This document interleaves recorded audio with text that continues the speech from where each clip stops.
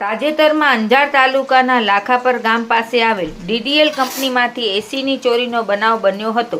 જે ગુનાની ગંભીરતા સમજી આ ગુનાને તાત્કાલિક શોધી કાઢવા અંજાર પીઆઈ AR ગોહિલે જાતેથી રસ દાખવી અંજાર પોલીસ સ્ટેશનના સ્ટાફની અલગ અલગ ટીમો બનાવી ગુનાને શોધવા સતત પ્રયત્નશીલ હતા।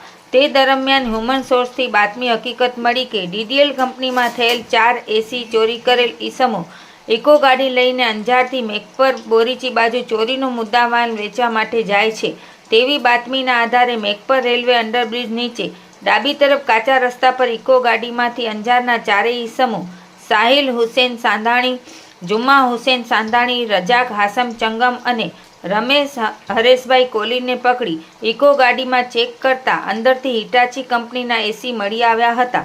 જે બાબતે પૂછપરછ કરતા લાખાપર પાસે આવેલ ડીડીએલ કંપનીમાંથી ચોરી કરી હોવાની કબૂલાત આપી હતી। કબૂલાત આપતા ચોરીના મુદ્દામાલ સાથે ઇકો ગાડી સહિત કુલ 3,56,000નો મુદ્દામાલ કબજે કરી આરોપીઓની અટક કરી કાયદેસરની કાર્યવાહી કરવામાં આવેલ છે। આ કામગીરીમાં Anjar PI AR Gohil, PSI YP Gohil તથા અંજાર પોલીસ સ્ટાફના માણસો સાથે રહ્યા હતા।